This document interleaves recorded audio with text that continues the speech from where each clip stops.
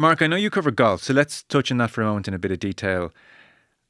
I remember, I mean, you can portray Trump as a fool if you want, but I remember when Live began, and it was mostly ridiculed at the start when Phil Mickelson first went over. And I always remember Trump with what proved to be incredibly prescient comments. And he was asked about Live and this whole business, and he said, well, look, the golfers, they should take the money because there's going to be a merger, and the guys who don't take the money are going to regret it. And off he walked. And here we are 3 years later, and then that is looking like very good advice in retrospect. He has another meeting with the PGA Tour scheduled. Tiger Woods is saying, listen, he's going to heal golf. It looks like he's going to make something happen here. It's stunning how throughout his life his timing is so perfect. Like right when the PGA Tour cut ties with him for what he said about Mexican immigrants, then Liv suddenly arrives and it's a new golf league to host his tournaments. Well, I mean, Joe, when you think about it, and Marion touched on it, on all those things she just spoke about a minute ago here. He wants his fingers in everything, right? And he forces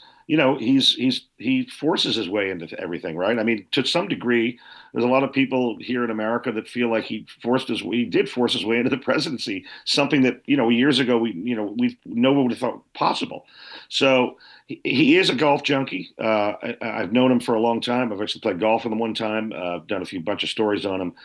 He dates back to wanted to force his way into one of the most exclusive clubs in America here in the New York City area, Winged Foot. They wanted no part of them. Those are private clubs. They said no, thank you. So he said okay. So we went and started building his own golf courses in and around Winged Foot, and boasting that they're all better than Winged Foot, right? So now we fast forward, and here he is. He wants to be the hero in the PGA Tour Live, issue, and a lot of the PGA Tour players who are all multimillionaires, or certainly because of that, are Trump supporters. So he wants to be the hero now. He's kind of forced his way into the fray. He's still ticked off that the PGA of America took away the PGA Championship because of his comments about Mexico. And now here he is, right in the forefront, involved again, right? So whether he is the main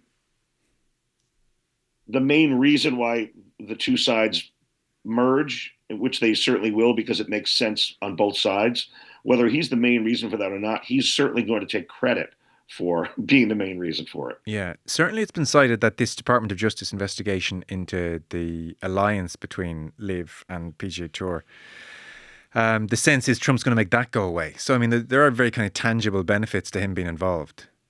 Well, in his eyes, there's tangible benefits for him being the president because he basically can do whatever he wants. I mean, as again, Marion just mentioned a minute ago, it's a friends and family cabinet basically. He's appointing all of his friends and his pals, into all these important positions, which is just, again, it's mind-boggling for somebody who's seen proper presidents over the years have to conduct themselves, if you will, and it's if it weren't so scary, it would be kind of comical, I guess, from my perspective. When did you play golf with him and how did that come about? I did a piece on him. This is probably about 20 or so years ago. His course down in West Palm Beach. It's actually pretty funny because it's just on the other side of the airport. And in between his course and the airport is a jail. And it's kind of a high rise, if you will, jail, and you can hear the inmates screaming out the windows during their recess or whatever they call it, at the golfers. It's that close, but Trump, who has huge trees all around the golf course to kind of shade it from everything, you can't build trees large enough for that. So I went down to do a piece on him in the golf course. We played 18 holes together. He plays extremely fast.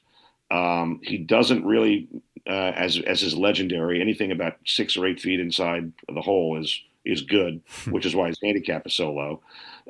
And it was a fascinating day. I flew down there and to do the piece on him, and I he talked about, I referenced the jail because Trump thinks he can do everything, and fix everything, but he still has not been able to fix the inmates yelling out of the jail cells at the golfers over on the far side of the golf course.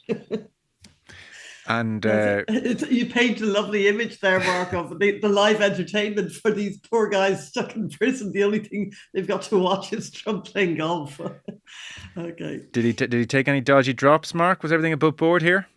I would, the above board might be is probably a loose statement for about anything he does, isn't it? But yeah, he took some drops. There's always an extra. There's legendary stuff about him in golf, as you probably have heard. He actually at several of his golf courses is the I'm going to use air quotes club championship champ. He actually won a club championship last year at one of his clubs, and he didn't even play in it. He just put one of his fake scores in from a previous round, and that qualified him to win the club championship. So I mean, there's a lot of extremely funny stories about him.